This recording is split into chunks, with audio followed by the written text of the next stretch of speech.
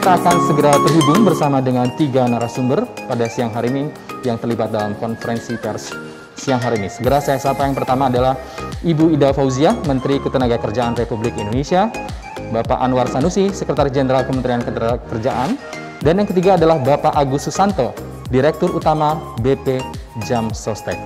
Segera kita akan ikuti jumpa pers atau konferensi pers yang akan dilangsungkan secara langsung oleh Ibu Ida Fauziah selaku Menteri Ketenagakerjaan Republik Indonesia. Kepada Ibu Ida Fauziah, kami persilahkan. Terima kasih. Assalamualaikum warahmatullahi wabarakatuh. Selamat pagi. Selamat siang. Salam sejahtera untuk kita semua. Salam sehat. Pak Dirut BPJS Kerjaan, Pak Agus, Pak Sekjen meneruskan konversi pers ini dan teman-teman dari Kementerian Ketenagakerjaan. Teman-teman media yang saya hormati, bersyukur kita panjatkan kehadirat Allah Subhanahu wa taala. Kita diberikan kesempatan, masih diberikan kekuatan kesehatan oleh Allah Subhanahu wa taala.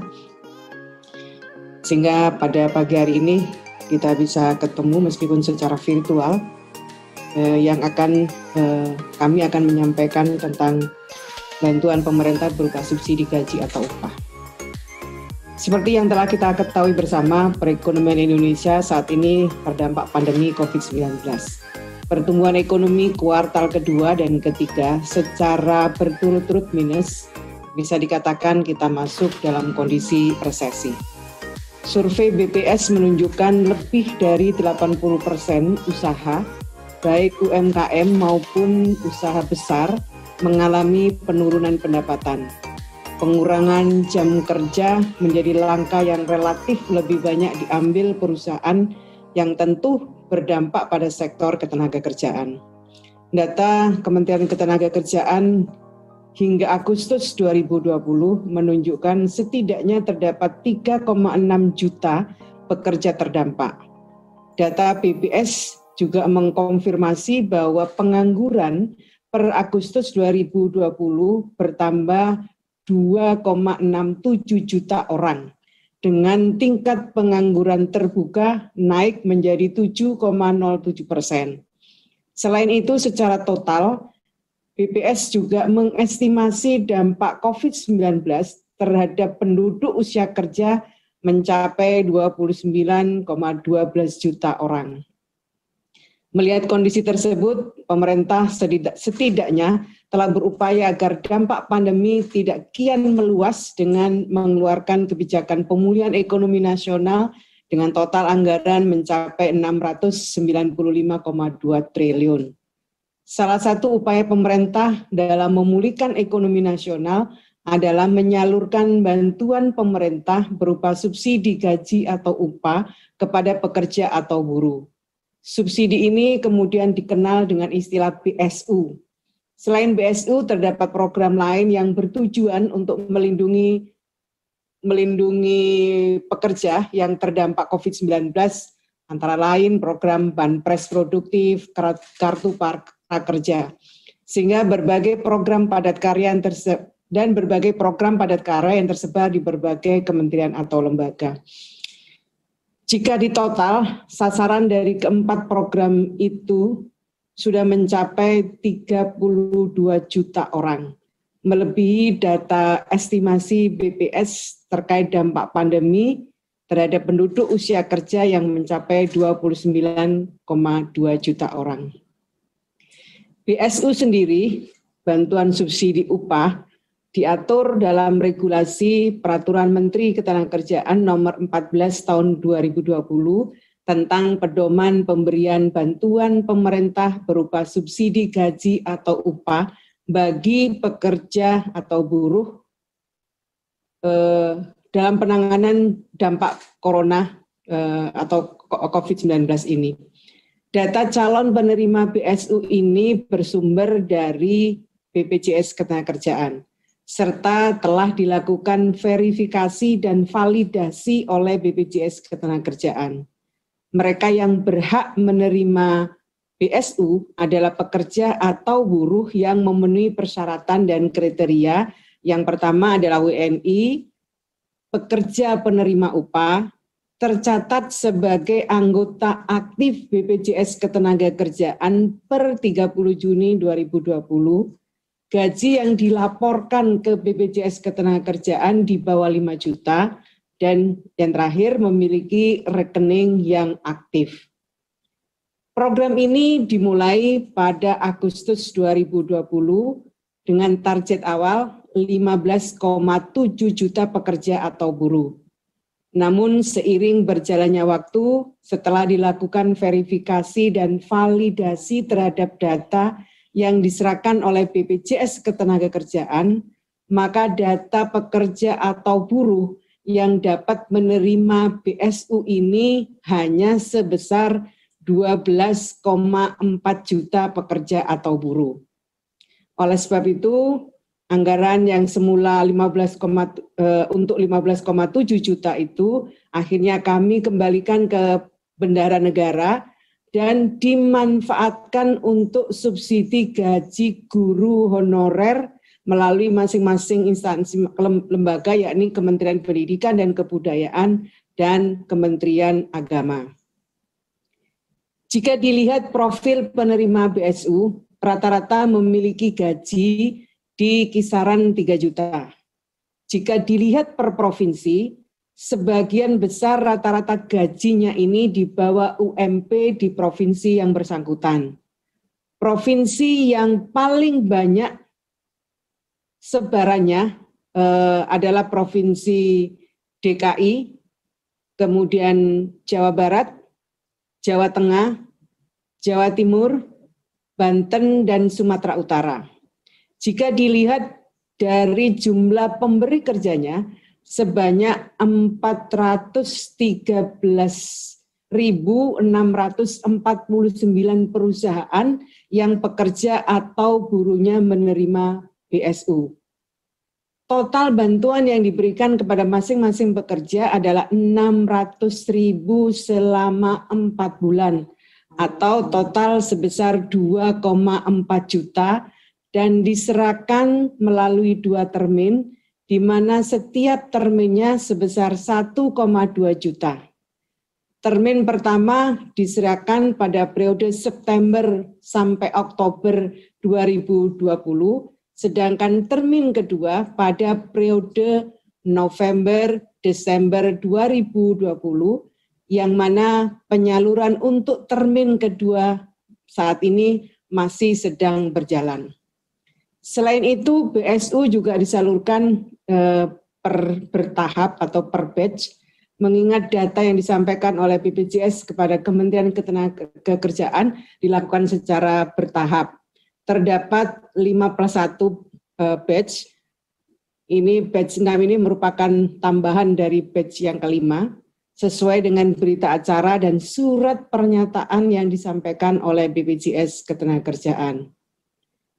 Berdasarkan Peraturan Menteri Ketenagakerjaan Nomor 14 Tahun 2020, mekanisme penyaluran BSU ini langsung ditransfer ke rekening masing-masing penerima yang sebelumnya sudah diverifikasi dan divalidasi oleh BPJS Ketenagakerjaan. Jadi tidak pernah uang itu mampir kemana-mana karena langsung ditransfer kepada rekening penerima bantuan. Masih saja banyak yang bertanya, ini uangnya siapa? Ini uang bersumber dari APBN, bukan uang yang diambil dari dana operasional BPJS Ketenagakerjaan atau bukan uangnya para pekerja atau buruh. Kami informasikan bahwa saat ini penyaluran BSU telah sampai pada termin yang kedua. Adapun penyaluran BSU per 14 Desember 2020 menunjukkan bahwa realisasi BSU sudah mencapai 27,96 triliun atau kalau di persentase 93,94%. Jika dilihat per termin pertama sudah tersalurkan kepada 12,26 juta orang. Kalau di persentase sudah 98,86% dengan nilai sebesar 14,71 triliun. termin kedua sudah tersalurkan kepada 11,04 juta orang, kalau di persentase 89%, dengan nilai sebesar 13,2 triliun untuk setiap batch. Mohon maaf, nilainya sebesar 13,2 triliun. Untuk setiap batch, jika dilihat dari realisasi tersebut memang belum mencapai 100%. Mengapa? Pada termin pertama, berdasarkan laporan bank penyalur, terdapat sejumlah data rekening yang bermasalah dan tidak dapat ditransfer sehingga mengakibatkan retur. Saya ulang ya, kenapa tidak bisa 100% terrealisasi. Ini laporan dari bank penyalur, terdapat data rekening yang bermasalah dan tidak dapat ditransfer sehingga mengakibatkan retur.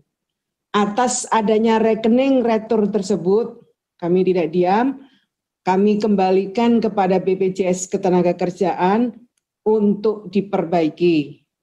BPJS Ketenagakerjaan memiliki mekanisme sendiri terkait perbaikan data tersebut. Setelah data tersebut diperbaiki, maka kami kembali menyalurkan ke rekening penerima yang hingga saat ini masih berlangsung proses penyalurannya. Sedangkan pada termin kedua, saat ini masih dalam proses penyaluran. Perlu diketahui bahwa sebelum termin kedua disalurkan, saya juga sudah menyampaikan beberapa kali, pada pertengahan November kemarin berdasarkan rekomendasi dari KPK, kami bersama BPJS Ketenagakerjaan berkoordinasi dengan Ditjen Pajak untuk melakukan pemadanan data. Ini prinsip kehati-hatian yang kami lakukan, mengikuti rekomendasi dari KPK. Upaya ini dilakukan semata-mata untuk memberikan keyakinan kepada kita semua bahwa BSU ini tepat sasaran. Alhamdulillah setelah dilakukan pemadanan, termin kedua dapat terus dilanjutkan yang prosesnya masih berlangsung hingga saat ini. Kalau dilihat kenapa 83%, maaf ya, itu karena kami harus mengikuti pemadanan dengan Ditjen Pajak dan itu sudah dilakukan. Sekarang proses untuk meneruskan transfer kepada penerima program. Saya kira saya berharap sabar karena jangka waktu penyaluran itu hingga akhir Desember. Jadi ada beberapa waktu sampai akhir Desember. Saya berharap teman-teman pekerja yang belum menerima untuk termin kedua bersabar, ini dalam proses penyaluran kepada teman-teman semua. Sekali lagi, untuk memastikan program ini berjalan dengan transparan, akuntabel, kami selalu meminta pendampingan dari BPK, BPKP, KPK, dan kami diaudit oleh BPK dan BPKP. Kami juga terus dimonitor oleh KPK. Kami pastikan tidak ada dana yang mengendap di Kementerian Ketenagakerjaan. Kalaupun masih ada dana retur, seluruhnya setelah itu kami akan kembalikan kepada kas negara. Dan untuk memastikan BSU tepat sasaran, selain pemadanan dengan data pajak tadi, kami juga melakukan monitoring dan evaluasi. Pada beberapa kesempatan saya juga secara langsung melihat, mengecek, bertemu para penerima BSU. Alhamdulillah dari teman-teman yang saya temui, saya melihat bahwa mereka memiliki kesesuaian kriteria Permenaker. Mereka bercerita bahwa adanya BSU ini sangat membantu daya beli dan konsumsi mereka.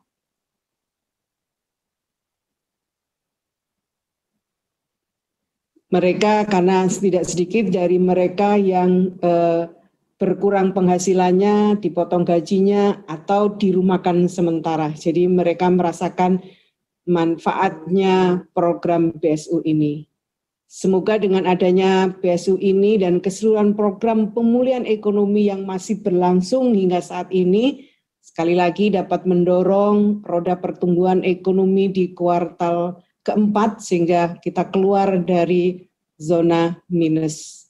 Lebih lanjut terkait kebijakan BSU di tahun 2021, saat ini masih dalam tahap diskusi pembahasan di tingkat Komite PEN.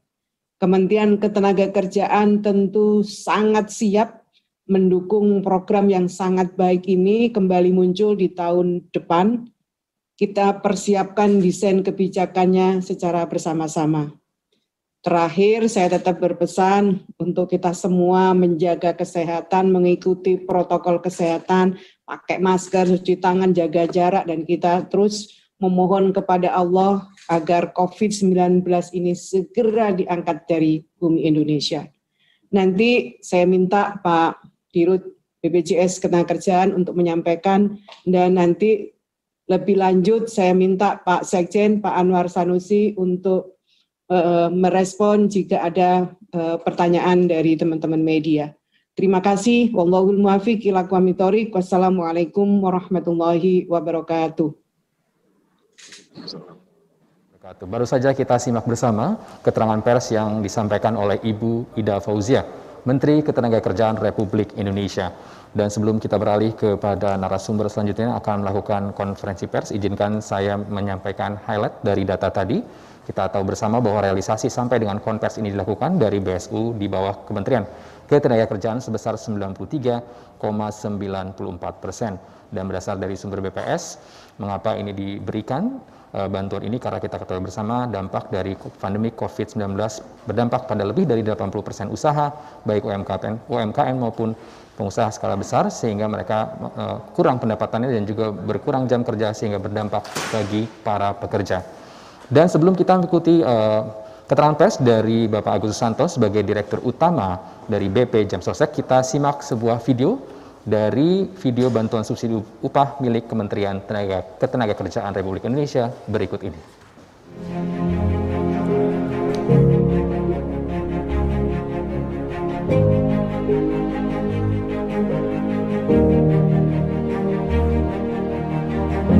Nama saya Sodikin, kerja saya sehari-hari di PT Surya Tama Mega Cemerlang. Saya dapat bantuan dari cerita dari teman-teman. Terus saya lihat dari media TV ada bantuan, saya cek di ATM saya ternyata ada. Saya dapat bantuan 1.200.000 tanggal 9 September. Setelah dapat bantuan itu saya buat untuk kebutuhan sehari-hari dan tambahan untuk biaya anak saya sekolah. Terima kasih Bapak Jokowi dan Ibu Ida atas bantuannya, untuk bantuannya sangat membantu untuk saya.